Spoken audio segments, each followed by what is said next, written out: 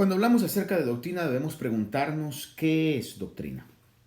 La palabra traducida doctrina significa instrucción, especialmente como una instrucción aplicada a un estilo de vida. En otras palabras, doctrina es una enseñanza impartida por una fuente autoritativa.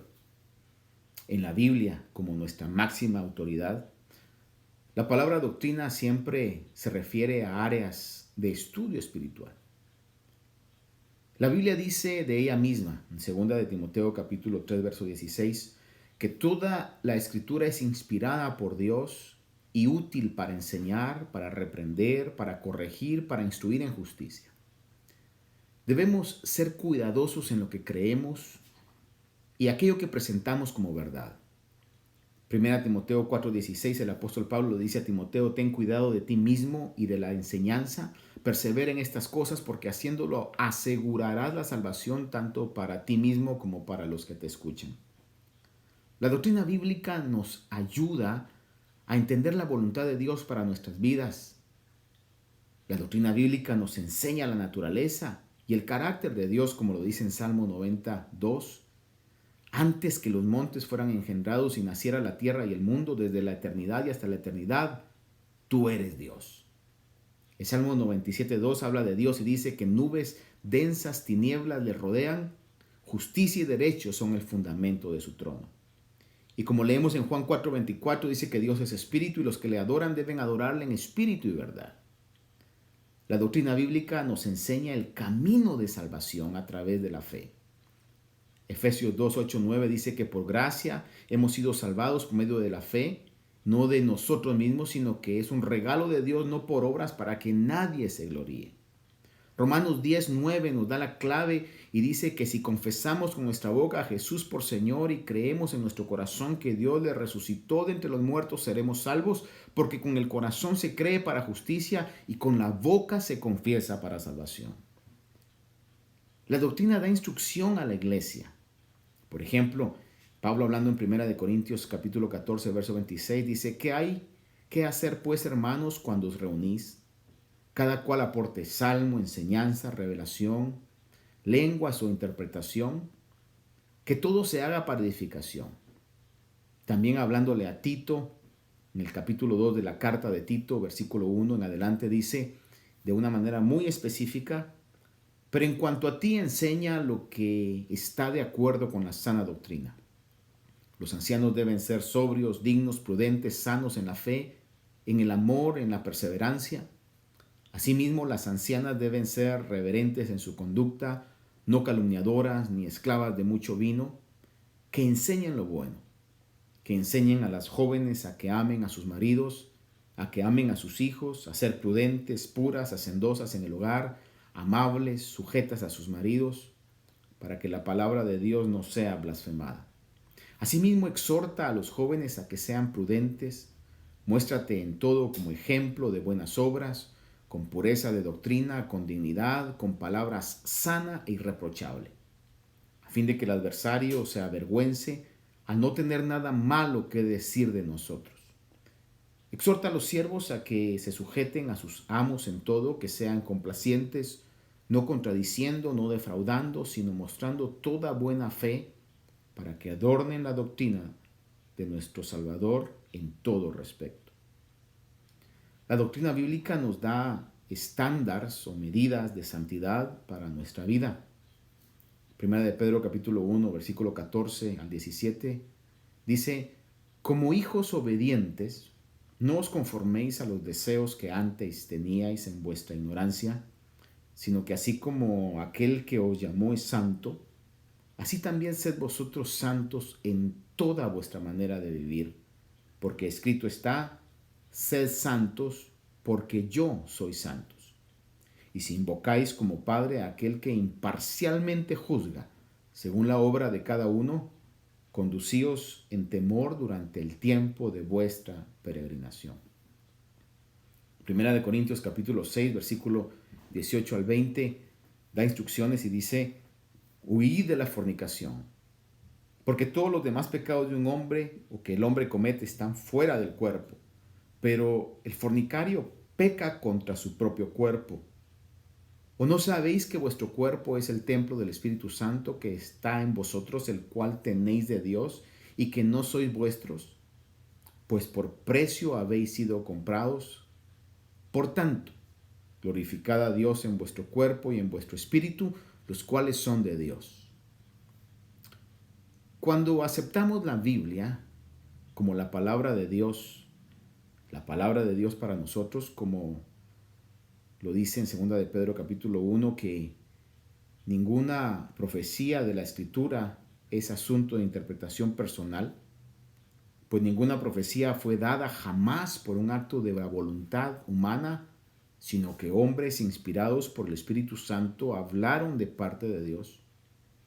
Repito, cuando aceptamos la Biblia como la palabra de Dios, tenemos un fundamento sólido para nuestra doctrina. Pueden existir desacuerdos entre el cuerpo de Cristo sobre puntos doctrinales secundarios, puntos de escatología, puntos de organización de la iglesia o de cómo manejar los dones del Espíritu Santo. Pero la verdadera doctrina es la que incorpora todo el consejo de Dios, es decir, todo lo que está en la Escritura. Cuando el apóstol Pablo se despide de los ancianos de la iglesia de Éfeso, en Hechos capítulo 20, versículo 27, les dice estas palabras, que no rehuí declarar a vosotros todo el propósito de Dios. Y sacar conclusiones basadas en lo que está más alineado con el carácter de Dios, eso es doctrina. En Números capítulo 23, 19 dice que Dios no es hombre para que mienta, ni hijo de hombre para que se arrepienta. Lo que Él ha dicho, Él hará. Lo que Él ha hablado, Él lo cumplirá. En Hebreos 13, 18 dice que Jesucristo es el mismo de ayer, hoy y por todos los siglos. Sin embargo, la Biblia no es todo el tiempo el fundamento sobre el cual las iglesias construyen sus fundamentos. Nuestra naturaleza de pecado no se somete fácilmente a los decretos de Dios. Así que muy a menudo se escogen las partes de la Biblia con la que nos sentimos cómodos y desechamos el resto. O bien se sustituye lo que Dios dice con mandamientos humanos o tradiciones, como lo dice Marcos 7:7. Mas en vano me rinden culto enseñando como doctrinas preceptos de hombres. Isaías 29:13 dice, dijo entonces el Señor, por cuanto este pueblo se me acerca con sus palabras y me honra con sus labios, pero aleja de mí su corazón, y su veneración hacia mí es solo una tradición aprendida de memoria. La falsa doctrina abundaba en tiempos del Nuevo Testamento, y la Escritura nos aclara que continuará. Mateo 7:15 habla y dice, cuidaos de los falsos profetas que vienen a vosotros con vestiduras de ovejas, pero por dentro son lobos rapaces.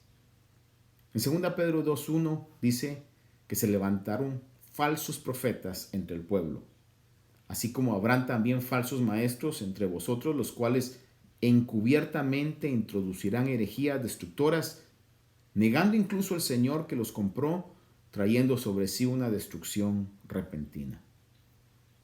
Primera de Juan 4:1 y 2 dice, amados, no creáis a todo espíritu, sino probad los espíritus para ver si son de Dios. Porque muchos falsos profetas han salido al mundo. En esto conoceréis el Espíritu de Dios. Todo espíritu que confiesa que Jesucristo ha venido en carne es de Dios. También Timoteo 4:3 dice que vendrá tiempo cuando no soportarán la sana doctrina, sino que teniendo comezón de oídos, acumularán para sí maestros conforme a sus propios deseos. La Biblia advierte que habrán quienes enseñan falsa o incompleta doctrina, simplemente porque es más compatible con las ideas humanas prevalentes en el tiempo que se vive. 1 Timoteo 6, 3, 4 dice, si alguno enseña una doctrina diferente y no se conforma a las sanas palabras, las de nuestro Señor Jesucristo, y a la doctrina que es conforme a la piedad, está envanecido y nada entiende, sino que tiene un interés morboso en discusiones y contiendas de palabras. El apóstol Pablo escribió fuertes palabras a quienes pervertían el evangelio con falsa doctrina. En Gálatas capítulo 1, versos 7 al 9 dice: me maravillo de que tan pronto hayáis abandonado al que os llamó por la gracia de Cristo, para seguir un evangelio diferente, que en realidad no es otro evangelio, solo que hay algunos que os perturban y quieren pervertir el evangelio de Cristo. Pero si aún nosotros o un ángel del cielo os anunciara otro evangelio contrario al que os hemos anunciado, sea anatema. Como hemos dicho antes, también repito ahora, si alguno os anuncia un evangelio contrario al que recibisteis, sea anatema. La palabra anatema quiere decir maldito. Doctrina es la manera en la cual conducimos nuestra vida. Si nuestra doctrina está basada sanamente sobre la Escritura, podemos saber que estamos conduciéndonos en el camino que Dios diseñó para nosotros. Sin embargo, si no estudiamos la palabra de Dios, podemos ser conducidos muy fácilmente al error. Segunda Timoteo 2:15, el apóstol Pablo le dice a Timoteo: procura con diligencia presentarte a Dios aprobado, como obrero que no tiene de qué avergonzarse, que maneja con precisión la palabra de verdad. Amados, mientras más estudiemos la doctrina, más entenderemos el carácter de Dios y la razón de nuestra propia vida. Dios me los bendiga.